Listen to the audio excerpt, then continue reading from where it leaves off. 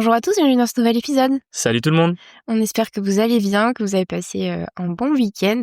On se retrouve en ce lundi pour les actus de la semaine. On a eu une semaine plutôt chargée. Et juste avant qu'on démarre, pensez, pour ceux qui ne l'ont pas encore fait, à mettre 5 étoiles sur les plateformes. En vrai, ça nous aide vraiment beaucoup à monter dans l'algorithme. Et voilà, je sais pas quoi dire de plus.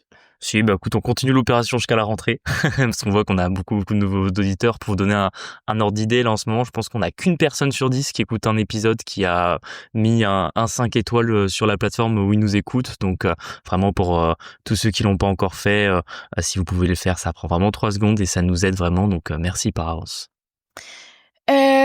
Cette semaine, tu as fait des visites de bureau parce que pour ceux qui savent pas, c'était il y a 1 an maintenant, je pense. On a acheté 2 locaux qui étaient en fait, il y en a 2. Il y a un côté un espèce de spa et de l'autre côté, il y a le bureau d'un kiné en fait, où c'était un kiné qui avait tous ses bureaux avec un grand espace pour faire les exercices aux patients, je pense qu'on dit, oui. Et nous, ce qu'on a fait, c'est qu'on les a transformés en bureaux individuels qu'on loue à l'unité. Donc on vous en parlait la semaine dernière un petit peu, on avait déjà fait ça sur une opération. Et là, on avait recommencé l'année dernière et il nous reste quelques bureaux à la location. Et là, du coup, t'as fait une visite cette semaine. Ouais, tout à fait. J'ai fait une visite et ce qui est intéressant, c'est que en fait, dans les locaux, c'est des petits bureaux qu'on loue pas très cher. Pour vous donner un ordre d'idée, les loyers c'est entre 200 et 300 euros. Après, bon, c'est des bureaux, c'est souvent plutôt pour des activités à temps partiel ou des gens qui se lancent. C'est pas mal de leur faire un petit budget. En plus, on est en plein centre-ville. C'est relativement facile pour se stationner à cet endroit-là. Donc vraiment, ça a des qualités. Et en termes de professionnels qui sont visés, on a un peu tout. On peut avoir des psychologues, on va avoir des esthéticiennes, on va avoir des gens qui font des activités de e-commerce en ligne qui ont besoin d'un endroit pour stocker proche en centre-ville pour après avoir accès au locker, etc. Donc c'est un peu toutes les activités qu'on a intéressées par ces bureaux-là. Et notamment, on avait déjà une esthéticienne. Et pourquoi je voulais vous en parler cette semaine, c'est que j'ai eu une demande pour une autre esthéticienne. Et plutôt que simplement faire visiter, rien dire et me retrouver avec 2 personnes qui font la même activité dans les bureaux, ce que j'ai fait, c'est que j'ai demandé concrètement à la nouvelle esthéticienne ce qu'elle faisait comme activité. Et j'en ai parlé à l'ancienne qui est déjà là. Et pour faire en sorte d'être sûr qu'elle se faisait pas concurrence, que ça c'est un petit conseil que je peux vous donner quand vous avez comme ça des bureaux professionnels, c'est vérifier également les activités que vont faire vos locataires et de pas mettre que des mêmes personnes ou enfin des personnes qui ont les mêmes activités dans vos locaux, parce que soit ça peut faire des problèmes entre elles, soit même en termes de placement c'est pas très bien. Et en plus s'ils s'en rendent compte après vous avoir loué qu'en fait ils ont déjà leur profession dans les locaux, ça peut créer des histoires. Donc moi j'ai préféré faire en sorte d'être sûr. Et effectivement, la première esthéticienne elle fait plutôt genre les ongles, les cils, ce genre de trucs, et la deuxième elle fait plutôt de l'épilation laser. Donc pas de problème de concurrence là-dessus.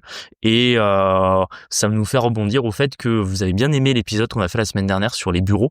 Franchement, j'ai eu des excellents retours. Donc franchement c'est top, parce que c'est un peu on s'est dit ouais, on va leur faire cet épisode-là pour leur en parler. Et apparemment vous aimez beaucoup l'investissement au bureau, donc on en reparlera. Et notamment cet investissement dont on est en train de vous parler, je pense qu'on vous fera un épisode dédié dessus pour vous donner un peu toutes les clés. Il y a pas mal de trucs à dire et il est un peu différent quand même du premier. Donc, totalement. Ouais, ça sera une bonne idée d'épisode. News suivante, à moins que tu veuilles redire un truc sur les bureaux. Non, c'est bon, j'avais fini. Punaise, nous sommes partis, je suis partie en Dordogne. Pour ceux qui suivent, du coup, on a acheté il y a 2 ans maintenant, un hôtel qu'on a rénové en 9 appartements. Sur Instagram, on vous en parle souvent. D'ailleurs, n'hésitez pas à nous suivre sur la flouserie. On partage pas mal de stories et tout là-dessus. Et en fait, pourquoi je suis allée à l'hôtel, c'est parce que pour ceux qui ont suivi, du coup, on a des problèmes avec Enedis. On a des locataires qui rentrent du coup le 26 août, le jour où l'électricité est mise à l'hôtel. Et en fait, depuis, je pense, ça doit faire depuis le début de l'année qu'on s'est rendu compte qu'il y a une fuite dans un des appartes. Donc pour ceux qui ont suivi, mais là c'est vraiment, je pense, ça remonte à l'année dernière, donc vraiment pour ceux qui nous suivent depuis longtemps, on vous avait raconté qu'on avait eu un problème de compteur d'eau. On s'était un peu bagarré avec Veolia parce que les personnes qui avaient fait les travaux de rénovation de l'hôtel avaient touché le compteur d'eau, ce qui est complètement interdit. On n'a pas le droit de toucher un compteur d'eau. Du coup on avait bagarré, etc., pour mettre un regard sur rue. Et en déplaçant les arrivées d'eau, en fait, on s'en doutait, ils ont fait ça un peu comme des sagouins. Et en fait, dès qu'on ouvrait l'eau, Bon déjà le compteur tournait très, très vite et surtout depuis l'appartement, donc le premier appartement qui est, Proche du regard. proche du regard, en fait, on entend l'eau couler comme un robinet ouvert, quoi. Et en fait, le parquet commence à s'imbiber. On voyait bien les traces d'humidité tout le long des murs, qui suit du coup Le tracé du tuyau. voilà, le tracé du tuyau. Donc plusieurs problèmes. Déjà, on s'est rendu compte qu'on n'a pas le bon diamètre pour 9 appartements, c'est-à-dire que au lieu de mettre un 32, c'est ça qu'il faut pour Ouais, un 32 millimètres de diamètre, ils nous ont mis du 16. Donc, pour ceux qui s'y connaissent un petit peu en plomberie, oh là etc., en là. rénovation de travaux, vous verrez la connerie. Et nous, on s'en était rendu compte qu'à la fin. Ça, c'était un premier problème. Mais surtout, le vrai problème, c'est que du coup, on avait une fuite qu'on ne savait pas l'origine. Alors, moi, j'étais quasiment sûr, on va dire, c'est, comment dire, pour qu'on ait une fuite à cet endroit-là, alors ils avaient remis un tuyau neuf, j'étais sûr que c'était un problème de Ouais, raccord, de qu'ils avaient du raccord. mal serré quelque chose. Le problème, c'est que c'était derrière le placo et qu'on n'avait pas de trappe d'accès. Du coup, bah, forcément, on a dû Péter faire le placo. intervenir un plombier un peu en urgence pour pouvoir réparer la fuite, parce que sinon on ne pouvait pas ouvrir l'eau pour nos locataires et ça aurait dû encore reporter la location sur cet Heu investissement-là. Tu m'as un peu, coupée du coup, mais en fait, pourquoi est-ce que je l'ai fait cette semaine? C'est qu'en fait, on le sait depuis le début de l'année et qu'en gros, je pense que vous en doutez, du coup, on avait une première société de maître d'ou enfin de gros œuvre, c'est ça qu'on dit, qui avait fait le plus gros des rénovations et en fait, à la fin, entre le maître d'ouvrage et la société, de gros œuvre, ça n'allait plus entre eux. Donc, nous, en plus, on a 500 kilomètres, donc on pouvait pas faire grand-chose. Donc en fait, ce que le maître d'œuvre a décidé, c'est d'embaucher une deuxième société pour faire toutes les finitions que la première n'avait pas faites. Et en fait, ça faisait partie des finitions du coup qu'il fallait absolument faire, sauf qu'en fait, on le dit depuis février et avec les galères d'Enedis, c'est-à-dire que l'entreprise, du coup, la deuxième, devait faire, les travaux pour Enedis avec tous les jeux de ping-pong où Enedis venait, disait: «Ah mais non, ça va pas», il les faisait revenir et cetera. En fait, l'entreprise a dit: «Bah écoutez, faites-moi une liste de tout ce qu'il faut et j'interviendrai en une seule fois». Bon, spoiler, le truc c'est qu'en fait, ils sont visiblement pas intervenus vu qu'ils ont fait la tranchée quand même entre-temps. Et en fait, le problème, c'est que la fuite, c'était ça. Et nous, on avait dit qu'on mettait en location à partir du moment où il y avait l'électricité. Et là, on voyait bien que ça tardait, donc on savait pas si ils allaient s'en occuper ou pas. Et visiblement, c'est pas, vu qu'on a reçu un texto le 4 août nous disant que, en fait, ils seront en congé tout le mois d'août, donc ils interviendront pas pour la fuite. Donc là, c'était vraiment urgent, vu que la semaine prochaine, il y a la mise en tension d'Enedis. Et du coup, ben, on a dû faire intervenir les assurances, et il y avait personne pour nous ouvrir parce que le maître d'œuvre répond pas. Et du coup, bah, c'est moi qui suis allée pour ouvrir au monsieur qui a été vraiment très gentil pour le coup.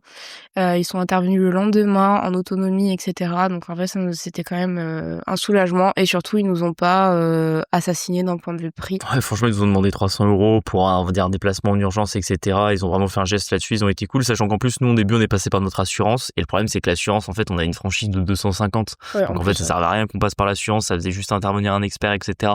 avant de régler la fuite. Alors que nous, en fait, on savait très bien où était la fuite parce que c'est tout de suite ce que nous a dit l'entreprise. On a dit oui, mais bon, si ça se trouve, le tuyau, il est dans la dalle, on va devoir creuser au marteau-piqueur, etc. Je dis franchement, à mon avis, je pense pas. Ouais, le bruit que ça faisait, Vu le non. bruit que ça fait, pour moi, il est juste derrière le placo. Effectivement, j'avais raison. Il y avait le placo, l'isolant, et derrière, il y avait le tuyau d'eau. Donc, au moins, on a pu régler ce souci. Bon, des fois, on a des problèmes qui se règlent plus facilement que d'autres. Et normalement, ça y est, on aura nos premiers locataires qui y seront mardi prochain. C'est ça. Donc on croise les doigts d'ici mardi prochain que tout se passe bien, que l'électricité se mette, et cetera. Et surtout, on est soulagés parce que bah s'ils ont pas l'eau, en fait, ils peuvent pas habiter. Donc ça nous évite de faire des ristournes de loyer, et cetera.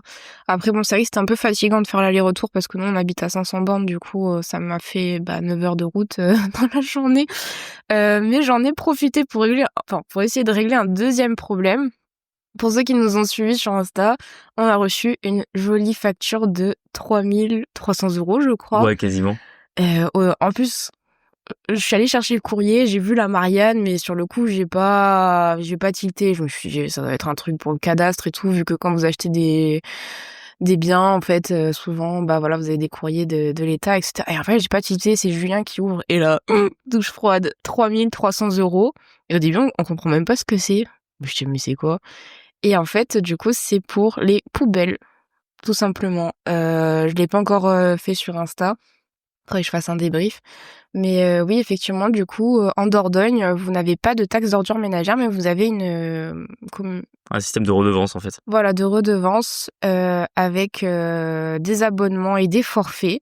Tu veux que Et j'explique un peu la ouais, différence entre les vas-y, deux? explique. Ouais. Parce qu'en fait, normalement, quand vous avez votre taxe foncière, vous avez ce qu'on appelle la taxe d'enlèvement des ordures ménagères. Donc, en général, ça représente entre 10 et 20% de votre taxe foncière. Et c'est un montant à l'intérieur de la taxe foncière que vous pouvez refacturer à votre locataire. On appelle ça, pour ceux qui ont l'acronyme, c'est la TEOM, donc taxe d'enlèvement des ordures ménagères. Et honnêtement, j'avais entendu parler que juridiquement, on pouvait passer sur un système de redevance, mais je l'avais encore jamais vu. Je sais qu'il y a des communes qui étaient concernées, mais nous, là où on a fait l'investissement, c'est carrément tout le département qui a changé là-dessus.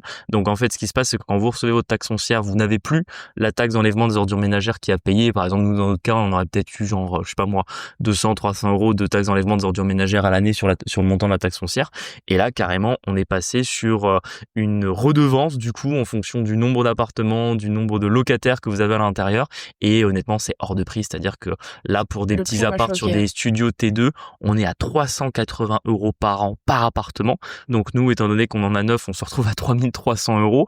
Et le plus dingue dans tout ça, c'est que j'ai regardé, je me suis dit, mais attends, nous on est propriétaires, c'est pas à nous de payer ça, parce On que n'est pas soit usagé, ouais. on n'est pas usagé, c'est pas nous qui allons mettre les poubelles à rue, etc.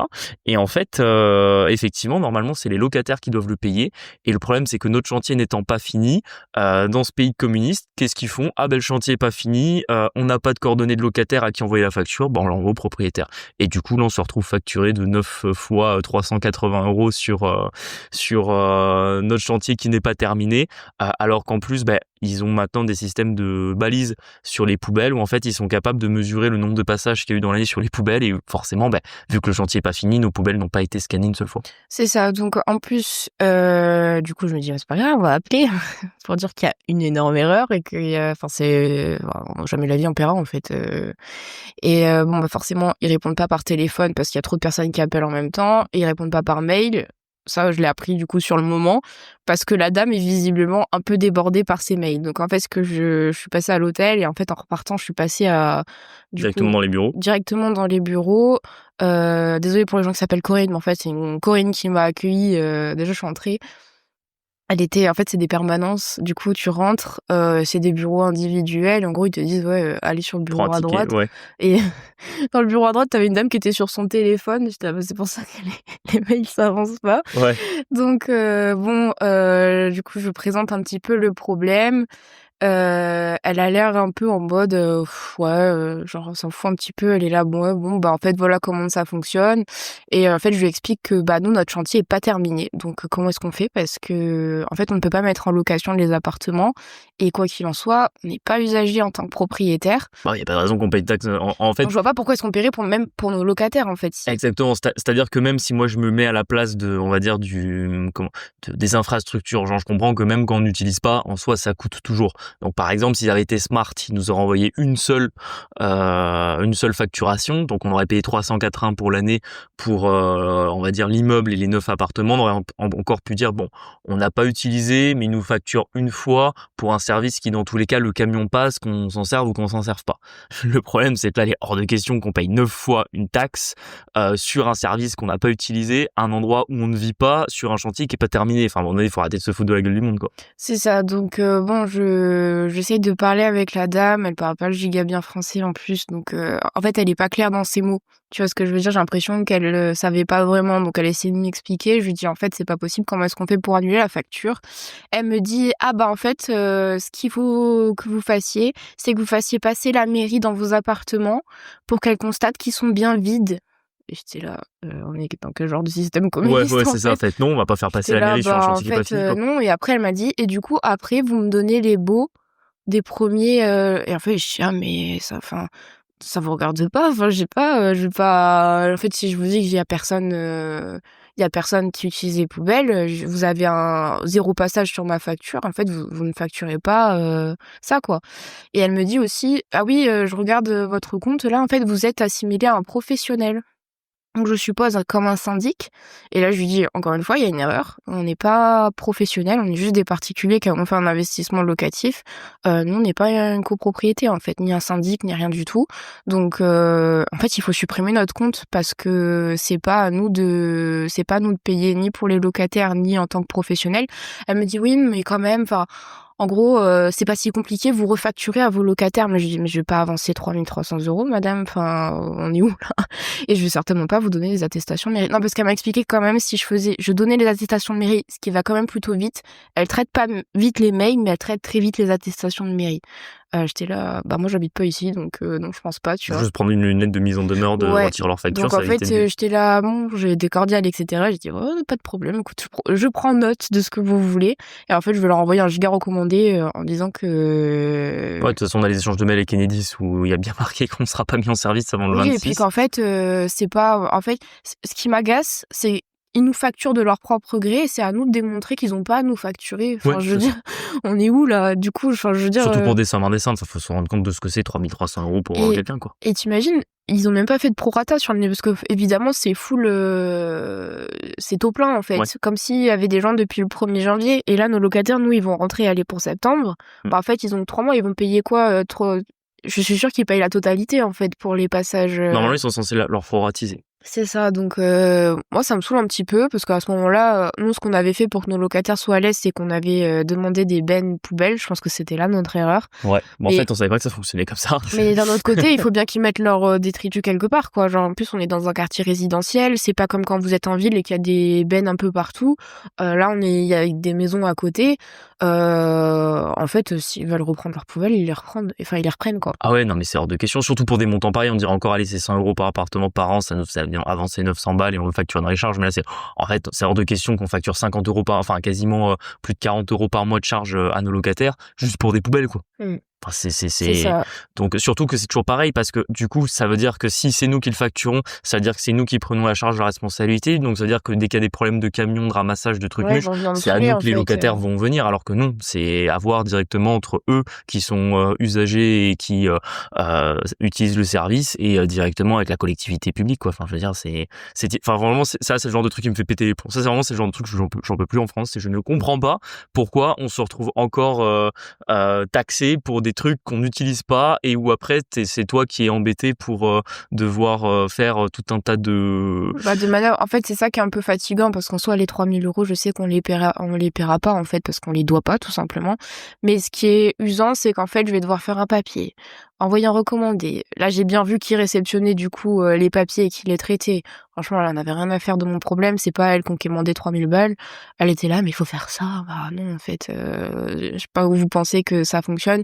Et je suis quasiment sûre que, elle se trompe un petit peu dans la procédure. Je pense qu'en fait, il y a une facturation qui a été faite et qui aurait pas dû être faite parce qu'elle s'est trompée Oui. sur des éléments. Et en fait, vu comme la manière dont elle m'expliquait, qu'elle se contredisait, etc., je suis super. En fait, c'est encore l'erreur de quelqu'un et en fait, on va devoir se battre un petit peu pour faire annuler la facture. Donc pas ouf. Mais au moins, j'ai eu quelques avancées. Je pensais pas ressortir en ayant la facture annulée, mais déjà, on a un petit peu avancé où je me suis dit, bah, en fait, ils vont prendre un giga recommandé. Oui, avec tous les papiers, on va demander à faire supprimer le compte, à annuler la facture. Voilà, et à ne plus limite, nous mettre en professionnel. oui, ça, mais à la limite, s'ils veulent les baux avec les locataires, moi je les envoie, on s'en fout. Hein. Voilà, C'est de... délation. Non, mais après, Non, mais je veux dire, de toute façon, c'est les locataires les qui votent. locataires, ils vont devoir... Non, mais même, ils vont devoir s'inscrire s'ils Non, veulent mais que les poubelles soient ramassées. de un, ils doivent déchetteries. s'inscrire. De deux, si tu veux, en fait, c'est visiblement dans une collectivité publique où il y a des gens les gens qui vivent là-bas votent. Nous, on n'habite pas là-bas, on ne vote pas. On nous impose quelque chose qu'on n'a pas décidé. Les locataires qui sont sur place et qui pourront aller voter aux prochaines élections municipales, ils ont qu'à se démerder avec la mairie, quoi. C'est ça. C'est juste que là aussi, on sait un peu comment ça fonctionne avec l'État français. Bon, pour ceux qui payent la TVA, vous savez, en fait, quand ils émettent des factures, là, normalement, on avait 1 mois pour payer. Donc, forcément, en plus, on n'est pas dans le même département. Le temps qu'on reçoit la facture, en fait, là, le délai, c'est demain pour payer. En fait, on va se prendre des mises en demeure. Elle m'a dit qu'elle avait mis Je suis même pas sûr. un mot sur le dossier. Vu comme elle était énergique, je suis pas sûre qu'elle ait vraiment mis un mot sur le dossier. Donc, en fait, je sais qu'on va recevoir la pénalité, qu'il va falloir faire annuler, etc. Donc, c'est un peu... Toujours de l'administratif. Ouais, c'est un peu pénible, quoi. Mais bon. Limite, tu vois, c'est con, mais je préfère avoir un problème de fuite que recevoir ce genre de courrier. Bah oui, parce qu'en fait, t'as l'impression d'être un peu racketté, quoi. Ouais, Donc, exactement, parce qu'au moins le problème de fuite, tu vois, c'est nous avec nous-mêmes, avec notre chance, avec le fait qu'on trouve un plombier, comment on gère le problème, machin, ça on sait faire. Là, encore une fois, c'est ce qu'on vous dit toujours, c'est que 80% de nos problèmes dans l'investissement immobilier, ça arrive toujours d'une manière ou d'une autre de l'État français, de la Marianne, tu vois. C'est-à-dire que là, c'est encore des élus communistes qui ont décidé pour je ne sais pas quoi sur les ordures ménagères de les faire diminuer. Du coup, on va faire un système de redevance super compliqué. Je suis sûr que tu vois, les 380 €, c'est pas ce que coûte vraiment le ramassage des Non, ordures, bah, mais c'est les c'est gens ce que coûte c'est les la gens création des services voilà, c'est ça, et de c'est les gens l'embauche que de tous les t'emploies derrière, fonctionnaires qui émettent ces factures-là pour venir racketter les pauvres usagers de ce département. Donc franchement, Non, c'est mais no joke parce que du coup, en fait, je trouve que c'est tellement cher, c'est quasiment un mais mois de loyer. mais Enfin, je bien me sûr que dis: oui. «Mais» Pour vous donner un ordre d'idée, parce que peut-être pour ceux qui sont pas propriétaires IMO, vous vous rendez pas tout à fait compte. Alors autant peut-être, je sais pas, si vous avez une grosse maison et que vous avez genre, je sais pas moi, 3 000 ou 4 000 € de taxes foncières par an, votre taxe d'enlèvement des ordures ménagères, c'est environ ça. Je pense que c'est 300-400 € par an. Parce qu'en général, la taxe d'enlèvement des ordures ménagères est proportionnelle à votre taxe foncière. Maintenant, nous, quand on est investisseur locatif, pour vous donner un ordre d'idée, sur un immeuble de même taille, donc on peut imaginer on n'a pas d'autres immeubles de 9 appartements, mais par exemple, on a des immeubles de genre 4 appartes, tu vois. Sur un immeuble de 4 appartes, où on aurait par exemple une taxe foncière de 1 000 € par an, la taxe d'enlèvement des ordures ménagères, ça représente genre à peu près 170 € que tu divises par les 4 appartes. Donc voilà, vous imaginez un peu ce que ça coûte par an, par locataire, pour le ramassage des ordures. Là, comment on explique qu'on passe de grosso modo 170 € pour 4 à 380 € par appart? ouais, c'est un truc de fou. Je veux dire, le ramassage des ordures, il est pas fait par des hélicoptères, tu vois. C'est qu'à un moment donné, il y a bien un service qui coûte cher, et à mon avis, c'est ni les camions, ni les décharges, ni la propreté des rues. C'est à mon avis tous les fonctionnaires qui sont dans les bureaux et qui justement sont recrutés pour essayer de régler les problèmes de leur choix, tu vois. Mais enfin, tu vois, c'est le serpent vraiment qui se mord la queue, en mode, plutôt que de faire baisser le coût du service, en mode on fait un truc simple, comme ça on a besoin de pas beaucoup de gens pour le gérer, on fait un truc super compliqué, comme ça on doit engager beaucoup de gens pour le gérer parce que ça marche pas bien, et du coup on facture très cher, tu vois. Enfin, tu sais, c'est l'inverse de l'efficience économique. C'est-à-dire que n'importe quelle boîte qui fait ça, elle fait faillite en moins d'un an, mais non, puisque c'est une collectivité et que si tu les payes pas sous 30 jours, tu prends un recommandé de la Marianne avec 15% de majoration, tu vois. Bah forcément, ça va surtout, enfin, tu vois, là c'est 380 cette année. Ils viennent en plus, pour vous expliquer encore une fois à quel point on n'a pas de chance, c'est que c'est en place depuis le 1er janvier. Ah, C'est-à-dire c'est pas vrai? si, je te l'avais dit. Ah, mais j'ai pas Je te compris, l'avais dit, ouais. c'est qu'en fait, si on aurait encore pu dire non, mais quand vous avez fait un investissement à cet endroit-là, vous pouvez le savoir. Bah non, parce qu'en fait ils l'ont voté l'an dernier, que j'avoue que c'est un département où on n'habite pas, donc j'avoue que les délibérations du conseil général, j'ai autre chose à foutre que d'aller les lire, tu vois. Et du coup, ils l'ont mis en place à partir du 1er janvier, c'est déjà 380 € aujourd'hui. Je suis très impatient de savoir le montant en 2030. À mon avis, ça sera quasiment 500 balles par appart, tu vois. Ah, Donc c'est un truc de fou, parce qu'en plus, pour vous montrer le système jusqu'au bout, c'est 380 € pour un studio, et c'est le montant minimum. Et si jamais ta poubelle, enfin tu fais plus de passages dans l'année avec ton oui, OK, camion, ouais. t'es facturé plus. Tu sais qu'elle a été un peu en mode inquisition, mais elle m'a dit: «Mais si vous avez fait des travaux, qu'avez-vous fait des détritus? Bah Des c'est travaux?» l'entreprise qui les a emmenés Bah, à j'étais là: Xaben. «Bah, c'est pas moi, en fait, hein», j'étais là, bah, il y a des professionnels, Bien mais tu sûr. sais Bah en fait, le pire c'est que c'est toujours pas, c'est qu'en plus elle est en mode inquisition, alors qu'en plus elle y connaît rien. Quand vous faites des travaux, les artisans, ils vont ils ont pas des jeter cartes, 10 mètres spécifiques, cubes ouais. de gravats dans vos poubelles. Ils ont leur propre benne, et c'est eux-mêmes, dans C'est vous, ça. le coût qu'ils vous facturent pour la réalisation des travaux, qui on paye l'évacuation des gravats en déchetterie. Enfin, je veux dire, c'est un truc de fou. C'est qu'en plus elle fait en mode inquisition comme si elle s'y connaissait, alors qu'elle y pipe rien, tu vois. Non, non, elle y Ça peut rend rien, fou. ouais. Franchement, ça rend fou. On va encore dire Julien a un erreur dans ce podcast, mais là vraiment, je peux vous dire que limite, on va peut-être pas exagérer, mais limite, genre, je mets ça sur le même niveau de problématique Kennedy, tu vois. C'est-à-dire qu'encore une fois, c'est Ah, tu une exagères. ramification de l'État qui vient nous mettre une barrière, tu vois. En fait, c'est un peu ça qui est, paradoxal, c'est qu'en fait, les redevances aussi, elles sont pas payées ou du moins elles sont pas commandées parce que, en fait, c'est ce même État qui nous a empêchés de louer, tout janvier, tu vois? Enfin, depuis janvier, tu Oui, vois? c'est ça. Donc c'est un peu, enfin, Ouais, en fait, tu peux pas louer à cause de l'État, et en plus l'État vient te demander du fric. c'est un truc de ouf. Bref, Enfin vous bon, avez compris notre pensée là-dessus. voilà. Bon, c'était la petite aparté sur les poubelles en Dordogne, voilà, donc faites gaffe si vous achetez en Dordogne. Ouais, mais en vrai, tu vois, ce système, je pense qu'il va se... Oui, à mon avis, c'est la première année, à mon avis, ce sera la dernière année, hein, Ouais, parce mais que tu vois, ça c'est le genre de truc, c'est que tu vois bien comment fonctionne n'importe quel service public. Qu'est-ce qu'ils vont faire en Dordogne à la fin de la première année? Ils vont faire un calcul global sur combien ils ont gagné par rapport à combien ils gagnaient avec les taxes d'enlèvement des ordures ménagères. Ils vont dire: ah mais vous voyez, on gagne beaucoup plus d'argent avec ce système-là. Du coup, tous les autres départements vont faire: Ouais, c'est pas si mal en fait, on va, augmenter nos recettes de cette manière-là. Parce qu'en fait, ce qu'il faut savoir, c'est que dans la comptabilité étatique, vous avez pas de, comment dire? L'argent qui est prélevé pour un usage ne passe dans le compte global des revenus de l'État. C'est-à-dire que c'est pas parce que vous payez, au département de la Dordogne, 400 € pour vos poubelles, que ces 400 € vont forcément dans le service des poubelles. En fait, ces 400 €, ils vont Dans le dans budget global. le grand budget global de la Dordogne et après ils en font ce qu'ils veulent. Donc s'ils veulent utiliser vos 400 balles pour faire des routes, pour faire des parcs ou que sais-je, ça fonctionne comme ça. Donc ce qui va se passer, c'est que tous les départements de France et toutes les communes de France, enfin les métropoles et compagnie vont dire ah mais attends, c'est pas mal parce que là en fait avant sur la taxe d'enlèvement des ordures ménagères, on était limité au montant, c'est-à-dire qu'on ne pouvait prélever que par rapport au montant de la valeur cadastrale du bien. Du coup, en fait, on pouvait pas tricher sur un petit peu, mais pas assez sur le montant qu'on peut racketter à nos usagers. Là, par contre, avec ce système-là, on peut faire des trucs de fou. On peut décider que l'an prochain, chacun doit faire en sorte de jeter moins 50% de poubelles en moins, et sinon ils paieront 3 fois plus de redevances. On va arriver avec des trucs comme ça, tu vois.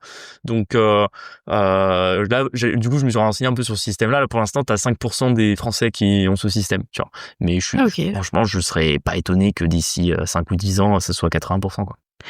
Jesus. Enfin bon. Tu voulais nous parler de la mort de JP. Ouais, c'est le gars sur Kik qui est mort en direct. Ah oui, putain, parce que je regardais, j'étais là, mais c'est quoi? Ouais, qui est JP? Bah c'est juste parce que ça m'a fait de la peine ce truc-là en vrai. C'était un peu.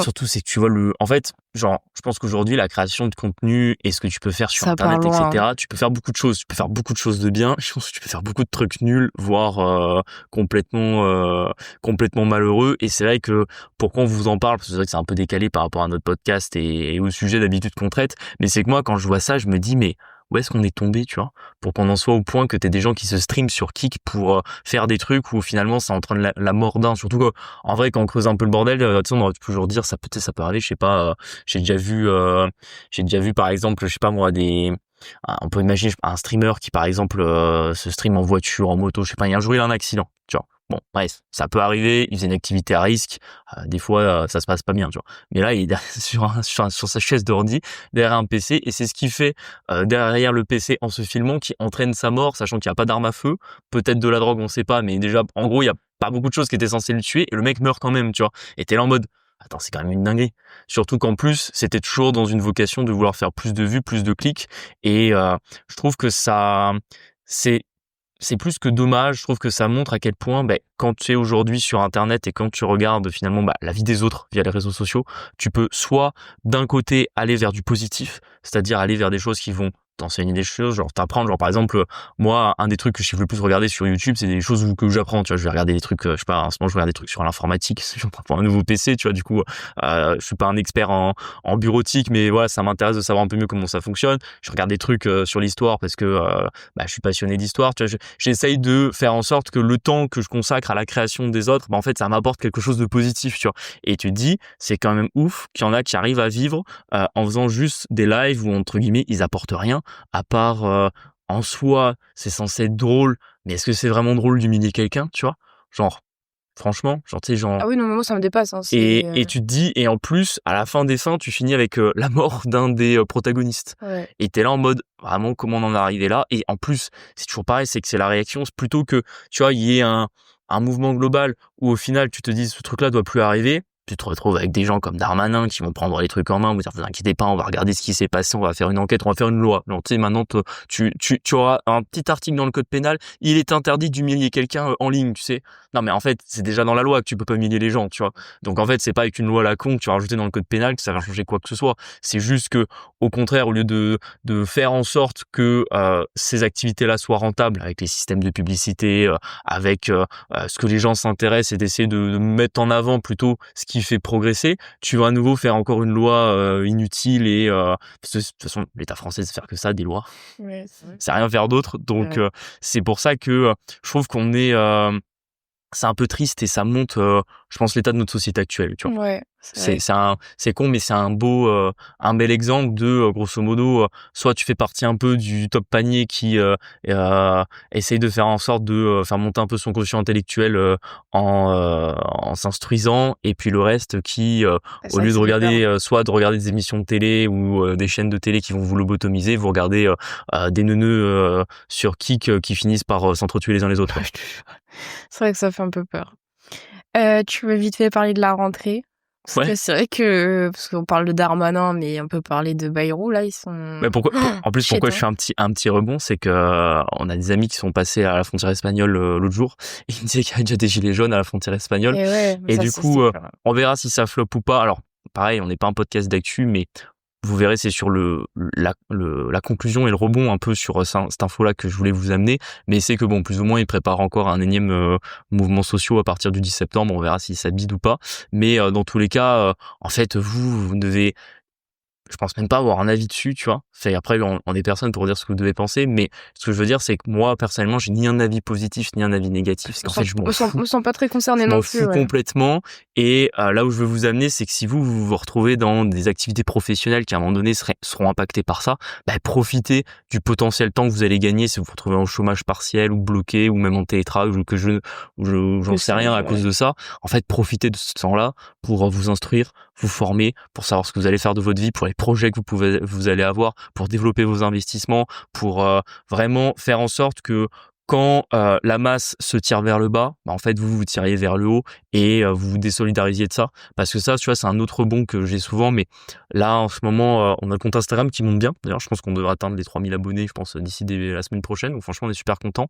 Mais forcément, on touche un peu une audience beaucoup plus large que ce qu'on peut toucher via un podcast ou qui est de niche, avec forcément que des gens qui s'intéressent particulièrement à notre domaine et qui, c'est naturel, vont souvent avoir un biais où vous allez être d'accord avec nous sur, je pense, une majorité de sujets, ou alors vous nous écouteriez pas ou pas longtemps. Et ce que je remarque sur les commentaires qu'on reçoit, c'est qu'il y a beaucoup de commentaires où en fait on va nous dire ouais, mais vous vous rendez bien compte qu'en gros, avec des riches comme vous qui participent à la spéculation immobilière, en fait à la fin le travailleur est pauvre et vous lui volez son fruit le fruit de son travail, tu vois. Donc je suis là, attends, Karl Marx, Oui, on bon. va détends-toi, Karl Marx, ça vient se passer. Assis-toi, on va discuter un peu tous les deux, et j'aimerais bien que tu m'expliques en quoi je suis responsable de la santé économique et du marché immobilier français. Moi, mon petit niveau qui a acheté 49 lots dans un pays où il y a peut-être 32 millions de logements, tu vois, en quoi moi vraiment ça change quelque chose, tu vois.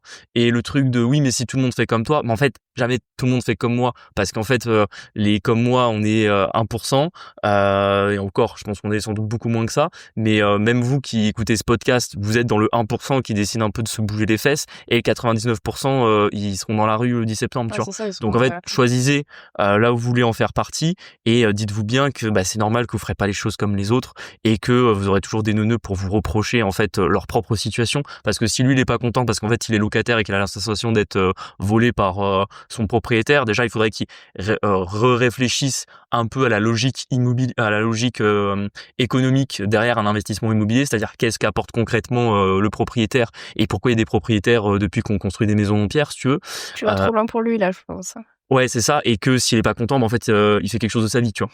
Puis surtout, enfin, nous, depuis qu'on est ensemble, mais je pense même avant, en fait, on connaît, enfin, il y a tout le temps des mouvements comme ça, sociaux, tu vois. On avait eu la loi travail, je crois, quand on était étudiant. Qu'est-ce qu'on avait eu d'autre? On a eu les gilets jaunes, ça c'était quand on s'est mis ensemble, c'est 2018. Ensuite, on a eu le Covid. Ensuite, on a eu l'Ukraine. Enfin, je veux dire, en fait, ça arrive tout le temps. Est-ce que vous pensez qu'ils font des choses? Et la réforme des retraites, il y a 2 Ah ans. oui, la retraite, enfin bref. En fait, n'attendez rien du gouvernement. Je veux dire, allez manifester dans la rue, ok, ils vont vous donner des chèques en vacances ou des chèques que vous pourrez consommer je sais pas quoi. Et t'avais le truc d'électricité aussi au bout d'un moment où ils donnaient des chèques électricité pour Ouais, que... de chèque énergie, ouais. Non, enfin bon, en fait, n'attendez rien de cet état et bougez-vous, en fait, parce que... De toute façon, tout ce que vous pouvez attendre de l'État, c'est des redevances sur vos entières ménagères. c'est 3000 balles pour vos poubelles. Ça, c'est le seul truc qu'ils pourront faire pour vous, et moi, perso, j'en veux pas, tu vois, c'est... Oh, c'est terrible. Enfin bon, bah, sur ces bonnes paroles, on vous souhaite une bonne journée. N'hésitez pas à nous suivre sur les plateformes, je l'ai pas dit, mais sur Instagram, La Fouserie et Quitte le Boomer Dream. Sur YouTube aussi, on va avoir Putain, d'autres on en vidéos parle qui vont jamais arriver de à la fou, rentrée. ouais. Ouais, c'est qu'on oublie, c'est grave, genre, on va payer un monteur et tout. On a des vidéos qui, en plus, sont pas mal, je pense. Enfin, en tout cas, on a eu des bons retours. Et c'est vrai qu'on oublie toujours d'en parler. Si vous voulez aller voir sur YouTube aussi, on y a posté 2 vidéos. On vous parle, je crois, de notre parcours. Et après, le deuxième, c'était l'arrêté d'insalubrité. Ouais. Sachant que voilà, on va continuer les vidéos. Je pense qu'on va essayer d'en sortir 2 par mois, ce 2 serait par pas mois, mal je comme pense que ça serait objectif. bien. Et de faire grossir petit à petit YouTube, parce qu'on sait aussi, bah voilà, c'est normal, le podcast c'est niché, c'est plus facile aussi à faire, on va pas se mentir. YouTube c'est plus de travail pour nous pour que 2 vidéos par mois, alors que là on fait 2 podcasts par semaine relativement facilement. Et puis bah on est content de grossir petit à petit. Surtout qu'en plus, bah plus ça avance, plus j'ai des contacts avec des auditeurs, des followers sur Instagram, des gens qui nous suivent sur YouTube. Plus bah je vois qu'on a quand même des gens qui nous ressemblent, et franchement ça fait plaisir. Ah, grave. Parce que en réalité c'est ce qu'on a toujours cherché quand on a lancé ce podcast, qu'on a décidé de médiatiser un peu, parce que c'est toujours pareil, il y en a déjà qui vont nous dire en commentaire sur Instagram, mais en fait si j'étais à votre place je le médiatiserais pas. Bah c'est vrai que c'était un choix, on s'est posé la question, il y avait vraiment que nos amis proches qui étaient au courant qu'on investissait il y a 2 ans qu'on a lancé le podcast, et finalement qu'on a décidé de le faire. Alors des fois on va pouvoir avoir un petit retour négatif de Karl Marx qui est pas content qu'on fasse monter la spéculation des loyers en France, tu vois. Mais non, de manière globale, on a que des bons retours. Et en réalité, si nous on en est là aussi aujourd'hui, c'est parce que d'autres avant nous ont fait un peu ce travail de médiatiser ce qu'ils faisaient, de parler ce qu'ils faisaient. Tu vois, on va pas se mentir, si on a investi dans l'IMO, c'est grâce à des gens comme Yann Darwin, à des gens comme Christopher Wangen. Alors, tu vois, on peut pas dire que c'est 100% grâce à eux, mais je veux dire, c'est aussi parce mais qu'on j'ai regardait. raccourrir un peu l'esprit là-dessus. Exactement, je veux dire, on regardait leurs vidéos sur YouTube. Nous, quand on a commencé à acheter un premier appart, un deuxième appart, on n'imaginait jamais en avoir 50. Et en fait, je me souviens toujours à l'époque, ils faisaient des interviews avec des investisseurs, tu sais, qui avaient acheté 20 lots, 30 lots. Ils me disaient, ah putain, c'est possible d'en acheter beaucoup. Et ça nous avait aidé à avancer. Donc, nous, avec une autre manière de le dire, une autre manière d'en parler, un autre vécu, et plus jeune, je pense. Parce que je trouve qu'on commence à prendre des rides un peu tous les youtubeurs d'il y a 10 ans qui étaient Ils ont 40 ans maintenant. ouais, c'est ça, ils sont quand même nettement plus âgés que nous, et c'est pour ça aussi que on décide d'en parler. Donc voilà, je sais même plus pourquoi je parlais de ça, mais Tu t'es un peu égaré, mais comme oui, d'hab. donc n'hésitez pas à nous suivre sur YouTube. La dernière fois tu m'as dit que j'étais trop calme dans l'épisode, donc cette fois je me suis réveillé un petit peu. N'hésitez pas du coup à nous suivre sur YouTube, sur Instagram, et on se dit à jeudi pour un prochain épisode. Ciao. Ciao.